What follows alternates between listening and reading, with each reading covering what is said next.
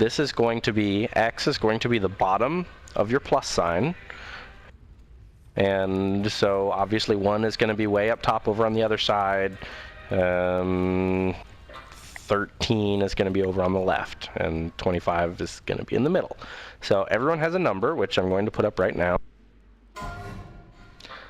I know that's a big mess, and I'm sorry that it's not beautiful, but everyone should have a number. I don't think I hit anyone twice. If I left anyone out or hit anyone twice, please let me know, and I'll fix it. But you should be able to go to your number, and we should have a beautiful plus sign. Last one loses 5 DKP. I'll take my time. There is no winning, there's only not losing.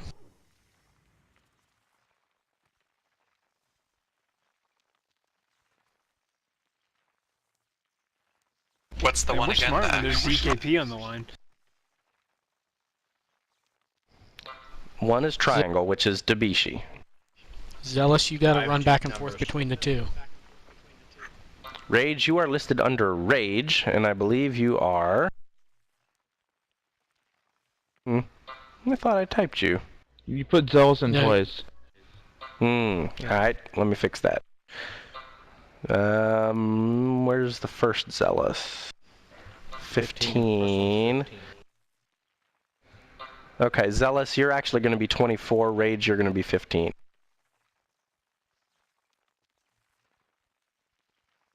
Better run, you're almost the last one. Oh! Right at the wire, you both lose 2.5 DKP. He's joking. I seriously can't stop laughing. This is like at school, we're like, okay, here's your spot. Everyone look who's to the left or right of you. Exactly, you've done this before. So, That's making me laugh. Big problem that we had last time was that, you know, everyone was kind of relative, and so we were shifting around, and so it would jump from one person to another, and then it takes a couple of seconds to go again, but by then people would have moved. So what we're going to do, everyone, you may leave your spot. Make sure to put your pencils down.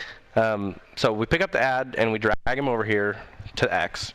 You will note that the people who are farthest away are generally ranged, or people that have like sprints or blinks or whatever.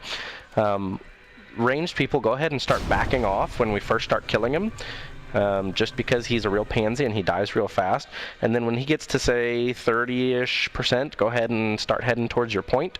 We'll finish tearing him down, and then everyone else jumps to their spot, and hopefully right as soon as it starts, we'll be able to get things taken care of. Healers, there's a healer in every arm. Gigi, if you have feedback, I am happy to adjust people, but my thinking is that there's a healer in every arm, and then they're kind of clustered towards the middle so that they can throw out heals. I'm in the middle. I think that I'm going to take more damage, and so I can burn cooldowns, and I can use Raid Wall, and it should work out.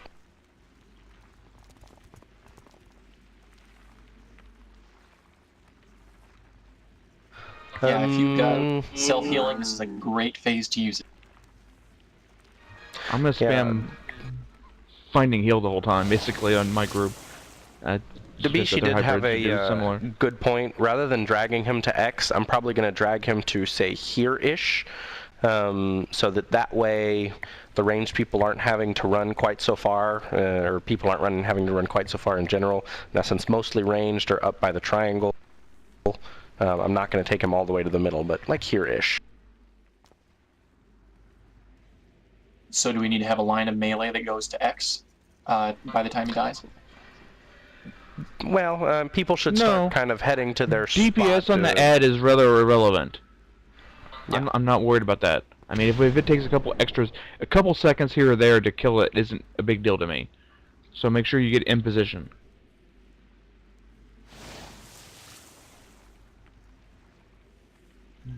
Are there any questions about the strategy before we start? I mean, obviously it's gonna be until we see a lightning phase, but this is how we're gonna do it tonight, and probably from now on. So, are there any questions about how we're doing this?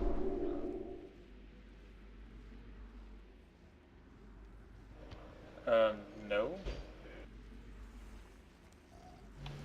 For Frost, are we still doing this stack in the middle strat tonight? Yeah, we will. I was just talking about lightning phase, since that's where we're spending right now. Okay. Alright, so since I wasn't here last night for the frost phase, y'all just have the ranged inside the bubble? Yeah, I mean I'll explain that once we get to the boss. Let's since there wasn't really any questions outside of frost phase, let's start trash. Okay, people that weren't here, phase 1, the phases where we aren't in a frost or lightning, is relatively simple. For the ice lances, they do not slow your attack speed anymore. They give you a stacking frost damage increase debuff. So only, I would say, I mean, it seemed like that we were having success with only taking I would say once you get 2 stacks of the debuff, get out. I mean, so it's gonna be, I mean, obviously it stacks up very quick, so be very, very quick on getting in and out on the thing, and just range spread out around the edge here to make sure that we have the whole area covered. And if you're range DPS, if you in a healer, if you see a beam, get in it, because we'll have quite a few people in it. That way, each person can just take a couple stacks and then in and out.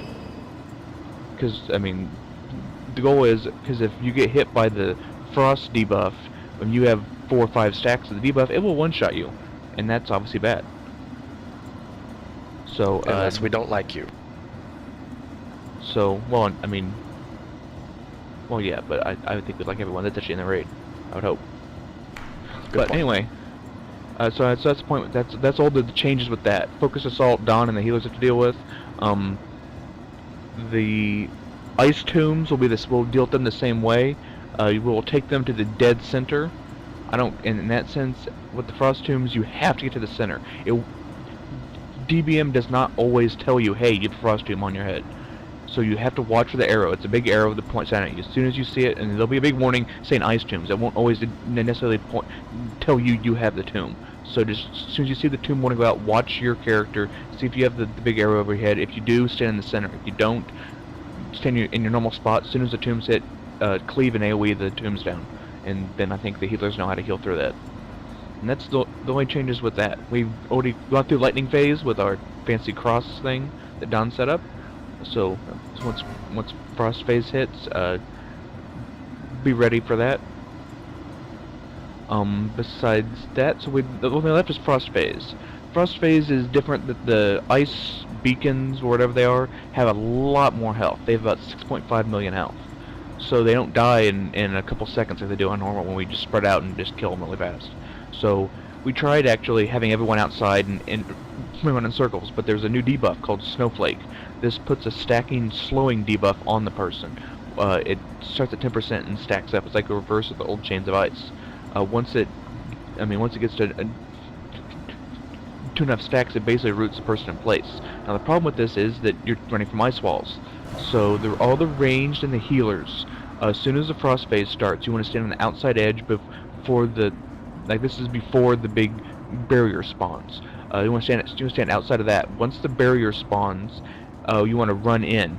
Watch for where the ice wall is coming. You don't want to run directly into the ice wall. You want to wait till you see where it's forming and run inside the barrier inside of a place where the wall isn't going to directly hit you. And then run to the dead center where the boss is right now and stack up there. And then the healers are going to heal through that phase. So the range DPS, your goal there is to do as much DPS as you possibly can to the tombs. If you're a Boomkin, a Shadow Priest, those type of things, you can dot all 4 of the beacon, frost beacon things up, which is very, very nice in terms of DPS and helping them die. Now the melee won't be able to do this. They will be outside. There's what? What are they for? 5, 6, 7, 8. There's 8 melee, it looks like. So I mean, so we'll have 1 healer out with them, and then I think they should be in range of the other healers too. So I want the melee to start at the square mark, and then so as soon as that beacon spawns, start attacking it, and then once the waves come, you want to run. You want to run on the inside circle here. So you don't want to go inside the barrier unless you absolutely have to, and run inside here. If you get Snowflake, I want you to just, run towards the outer edge. As soon as you get dispelled, and then once you get outside, it should get dispelled, and then come back in. Feel free to save your sprints, vanishes, leaps, charges, intercepts, all that good stuff for when this happens, so you can easily get out of that and not get killed by the ice wall. Now there aren't that many melee, so it should hit the range most often. So you won't have the range can just ignore that debuff. Basically, it doesn't do damage. It doesn't really do anything. So ignore. So that isn't something to like. So it shouldn't be as big of a deal for melee because I mean you guys can all have gap closers that can help out. And then so the goal is just to make sure you guys can survive out there, and then we just need to kill those frost beacons as quickly as we possibly can. And that's it for frost phase. It's basically a DPS check, and we have to kill the beacons before the melee gets overwhelmed by frostflake patches, and then also before the healers get overwhelmed by the damage on the range group. Any questions? Do you want to explain about the position, you know, not getting killed by the wall as you're running in again? I mean, yeah, when obvious, but... I mean, as soon as the big barrier spawns, you want to basically be where one of the beacons are, because the ice walls spawn. The ice walls spawn north, south, east, west. The beacons spawn in northwest, northeast, southeast, southwest. So you want to basically, as soon as the thing spawns, I mean, as soon as you see the ice walls, the big barriers spawn, you want to run in where the ice wall will not be.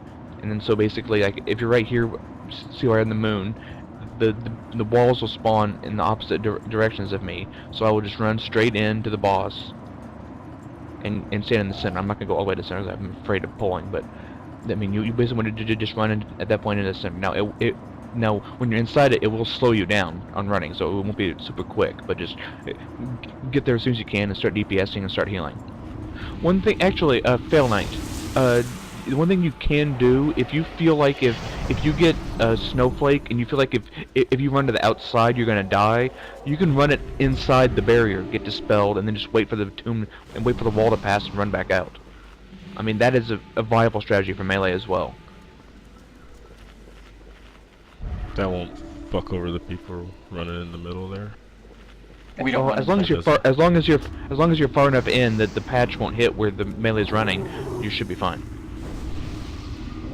And melee is taking very little, if any, damage that part, so. Does the patch do damage, or is it just slow? No, it just slows you. So I could potentially just run in where you guys are standing? Yes. Yeah, and I mean, or just like, I mean, you don't have to run all that way in. I would probably AMS as you run in to the barrier, just so it reduces the damage you take, and probably makes it so you run quicker through that. And then just once you get dispelled, you can just wait for the ice wall to go by and run back out.